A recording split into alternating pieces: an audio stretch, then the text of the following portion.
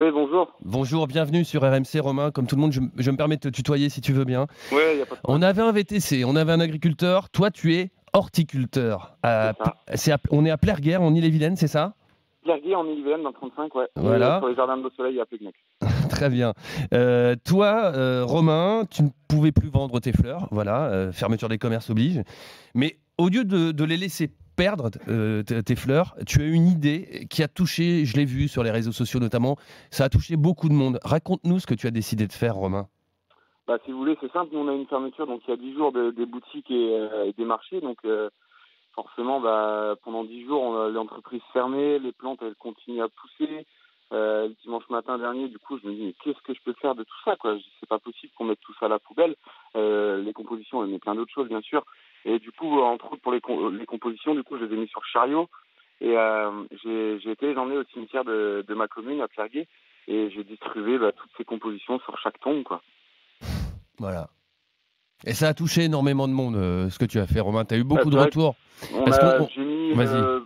comme on fait d'habitude, une petite publication sur notre Facebook, et c'est vrai que ça a pris une ampleur incroyable dès le départ.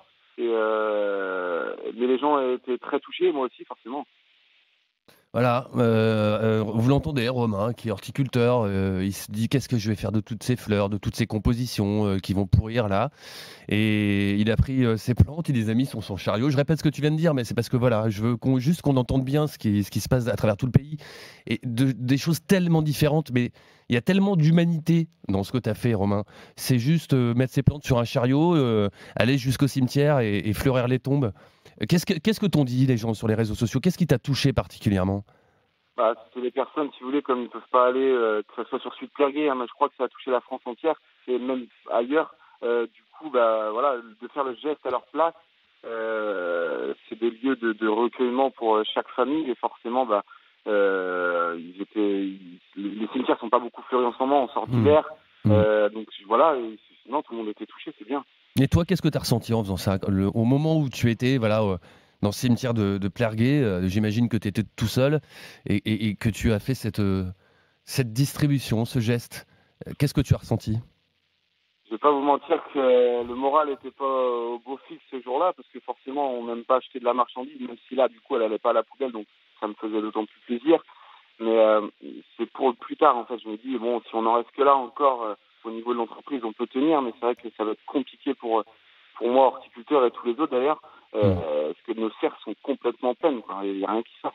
Et c'est un geste évidemment qui touche, énormément, j'imagine, les gens concernés. Ça peut Mmh. aider aussi à une entreprise à mieux repartir, après, parce qu'on rappelle, Romain, on a un petit peu parlé à l'instant, mais que c'est un cas très compliqué, le cas des obsèques. On peut pas vraiment organiser, Ah bah, oh, de ouais, de bonne manière en ce moment parce on que, a vu des images, impossible de se rassembler. terribles, hein, de familles, Bah non, c'est compliqué parce que ouais, toutes les totalement familles isolées, ouais. nous appellent, même nous, sur l'entreprise, pour avoir de la fleur, etc. Mais Mmh. de toute façon, on n'a plus rien, entre Mmh. guillemets, on n'est plus livré en fleurs, fleurs coupées, etc. Donc, Mmh. non, c'est compliqué pour les familles, quoi. Rappelle le nom de ton entreprise, Romain. Donc j'ai Végétal Banlia sur Plerguet et les Jardins de Attends, Beau-Soleil. articule parce qu'on n'entend pas très bien. C'est Pardon. Vas-y. Végétal Banlia, Banlia de mon nom. D'accord. Et les Jardins de Beau-Soleil, donc ça, c'est ma production sur Plégnec, entre Saint-Malo et Rennes. Végétal Banlia, Banlia, ça s'écrit Banliat. C'est bien ça. Végétal Banlia, voilà. Alors, Romain, évidemment, on sait que vous êtes des milliers, des dizaines de milliers à travers tout le pays, entrepreneurs à être voilà, le couteau sous la gorge en ce moment. On pense à Hum, vous. Tout à l'heure, je ne sais pas si tu as entendu dans Brunet Neumann, on en a parlé longuement. hum. On est aussi avec vous. Et surtout, on espère que vous tiendrez d'ici là. Mais quand on en sera sorti de tout ça, Romain, je lance un appel à tous ceux qui nous écoutent. Il faudra se rappeler de tous ceux qui ont agi comme Romain, comme végétalement Lia. Voilà. Il faudra leur rendre tout ça, tout ce qu'ils font en ce moment. Et Romain, j'espère franchement que tes clients et que d'autres seront au rendez-vous quand ça ira mieux. Voilà. Alors Romain, c'est facile à dire, il faut que tu tiennes le coup. On espère que tu vas tenir le coup en attendant. Il faut. Et merci voilà, pour ton geste. C'est un joli geste. Merci à vous.